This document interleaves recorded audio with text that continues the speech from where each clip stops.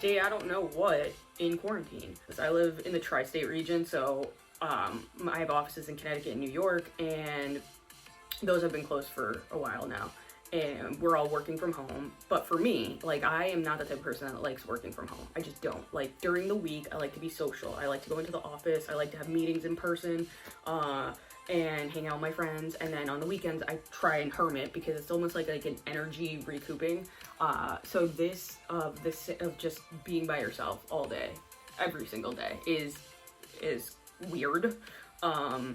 And you know, it took me a few days to like kind of get into a routine, to which I am still adapting to right now. And I've come up with like rules throughout the week that I'm following that seem to be helping because I feel a lot better now. That and taking a look around myself and being appreciative of what I have. You know, like I have a new apartment, I have a living room and a bedroom versus like a studio. I have a desk, I have my monitors, like I have anything I could possibly want and more to work from home.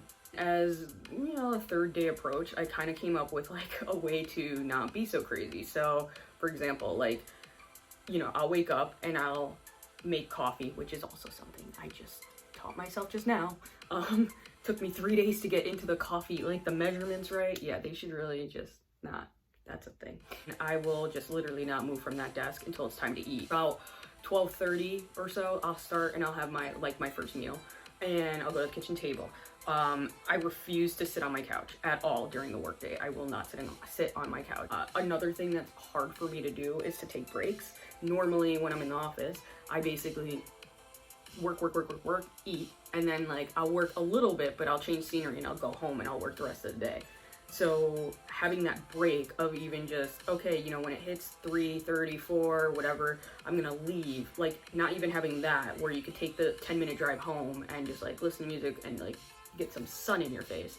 So I will work straight through the entire day. Probably I will end, now I'm starting to end at around 4:30, and the reason is because my new team is based in Texas, which is an hour behind the East Coast. So basically, even if I worked till 5, you know, I'm kind of like at the mercy of the time difference, and I might as well be available until 7 at this point. So I'll stop my day in my head at 4 and 4:30 for my own work projects, but I'm still there working, you know, with my team. Another thing that has like shook me to my core is the fact that I thought that I didn't need to meal prep. And now I'm finding in the middle of the week, or the middle of the day, and I don't meal prep, I'm like, fuck, now I gotta spend time to cook. Which I didn't think was a big deal if you're at home. It is, and for me, it is. It's easier for me to pause my work, heat food up, go back to work. I need that. Like, I can't spend time like cooking and shit. Another thing that I have realized that needs to be done as well is I need to wake up and like do the exact same fucking routine. You know, get ready, shower, put clothes on. Like, if I don't put clothes on and I keep my sweats on, I think I really lose track of the days. So I try to put pants on. Keep some sort of like normalcy in the day to like split it up, because, you know, yeah, at 4:30 we'll take my pants off and put on some sweatpants, and that breaks up the day.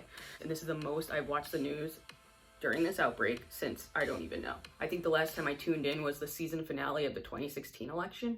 Whew, riveting. I highly recommend going and rewatching that. What are some positives? Besides the fact that I have like my own space and, you know, the freedom, I don't have kids, and I really do feel bad for the parents that I'm on conference calls with, and their kid is just like, and I'm like, yo, give that kid a Benadryl or spike his milk with NyQuil or something. And I know it's tough for parents because they're homeschooling and they're babysitting at the same time. Okay, I guess it's not babysitting if you're a parent. I have a job, you know, I have money in the bank in case something goes wrong. I have food, like I got White Claw, you know, although the guy at the liquor store definitely is gonna ask me for my first name soon, because now I go in there all the time. And it seems to just be getting worse out there. I got friends in New York City.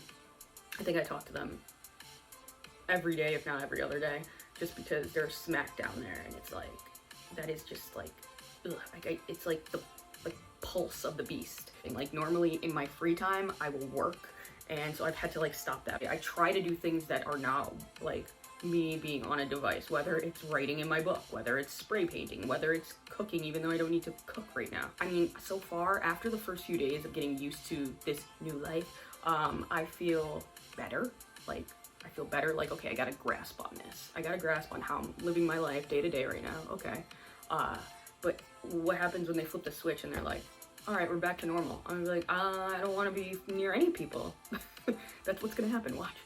If anyone out there is depressed or upset, anxious, I implore you to stop doing that and look around and figure out what you should be grateful for in that moment. I could sit here and be like, oh, this is shitty, that's shitty, like, I hate being alone, or whatever it is. Like, I hate working from, all that negativity just fuels more negativity. So, if your kid is annoying the fuck out of you on a conference call, you know what, why don't, when you're done with that, look at your kid and be like, well, at least my kid's, like, not corona'd and he's alive. Try something like that. Some people need to go to the doctor just on a regular basis and they're not able to. They need to maintain their symptoms and they're not able to. Or they need to maintain, like, a routine in terms of their health by going to an appointment once every 2 months. It's happening to me. I have a doctor's appointment in a couple weeks. I see this doctor once every 3 months, okay? And I'm not gonna be able to go.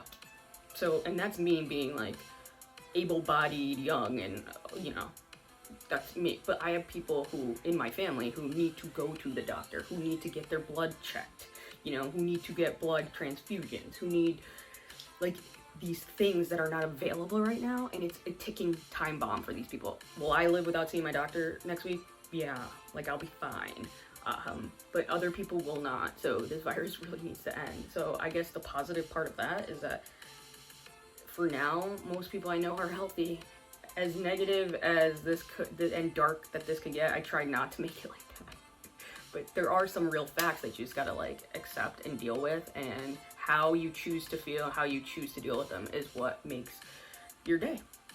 I straight up, like, bought this old lady chicken a few weeks ago because they were like 2 per customer, and I'm like, and she had 3, and I'm like, this little fucking old lady, like, give her damn chicken. Like, the manager was like, in her face, and I'm like, I'll take it, like, I'll take it, and, like, I paid for it, and then, like, I had the cashier, like, bag it for her, because, like, I just, like, it's not much, it's chicken, it's not much, but it's the least I could do at that moment. So if you can, help somebody, and that's all I gotta say.